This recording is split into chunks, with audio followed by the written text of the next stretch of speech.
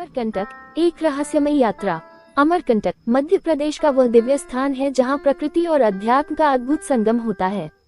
विंध्य और सतपुड़ा पर्वत श्रृंखलाओं के संगम पर स्थित ये स्थान न केवल अपनी प्राकृतिक सुंदरता के लिए प्रसिद्ध है, बल्कि नर्मदा, सोन और जोहेला नदियों के उद्गम स्थल के रूप में भी विख्यात है। इस कहानी में हम रश्मि और अनिरुद्ध की यात्रा के माध्यम से अमरकंटक की अनोखी दुनिया की झलक पाएंगे। रश्मि एक पर्यावरणविद और अनिरुद्ध एक इतिहासकार, दोनों अपने अपने उद्देश्यों के लिए अमरकंटक की यात्रा पर निकले थे। रश्मि का उद्देश्य था नर्मदा नदी के संरक्षण पर शोध करना, जबकि अनिरुद्ध अमरकंटक के प्राचीन मंदिरों और उनकी कहानियों की खोज में रुचि रखते थे। पहला दिन अमरकंटक की धरती पर। जैसे ही वे अमरकंटक पहुंचे, वहां की ठंडी और ताजी हवा ने उनका स्वागत किया। चारों ओर फैली हरियाली और शांत वातावरण ने उन्हें पहली ही नजर में मंत्रमुग्ध कर दिया। उनकी यात्रा का पहला पड़ाव था नर्मदा कुंड, जहां से नर्मदा नदी का उद्गम होता है। कुंड के पास स्थित मंदिरों की भव्यता और वहां के शांत वातावरण ने उन्हें भीतर तक छू लिया।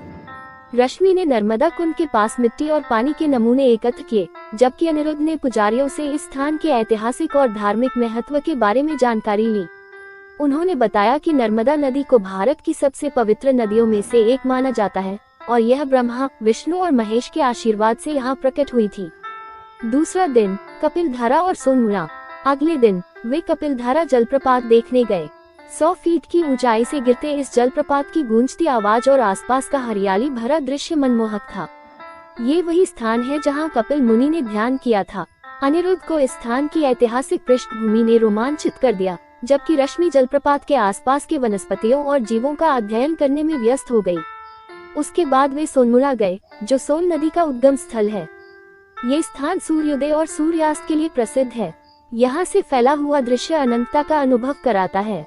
रश्मि को यहाँ की शांतिपूर्ण ऊर्जा ने प्रभावित किया और अनिरुद्ध ने यहाँ के आसपास के स्थानों के बारे में लोक कथाओं को संग्रहित किया।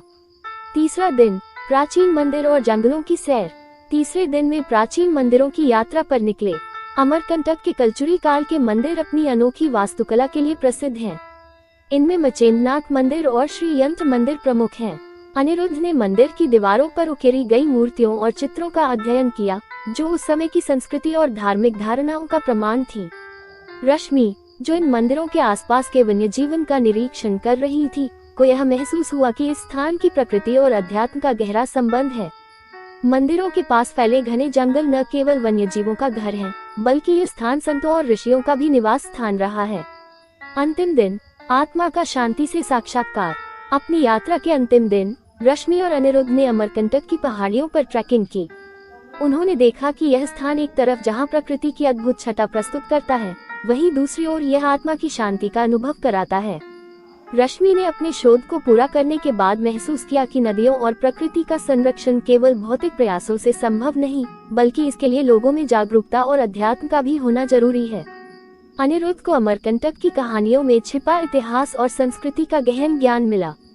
उन्होंने महसूस किया कि यह स्थान केवल एक पर्यटन स्थल नहीं, बल्कि भारतीय सभ्यता और संस्कृति का अद्भुत खजाना है। निष्कर्ष, अमरकंटक की इस यात्रा ने रश्मि और अनिरुद्ध दोनों को जीवन के एक नए दृष्टिकोण से परिचित कराया।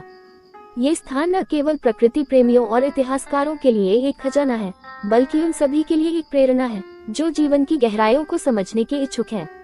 अमरकंटक की धरती पर बिताए गए दिन उनके दिलों में हमेशा एक सुंदर स्मृति के रूप में रहेंगे।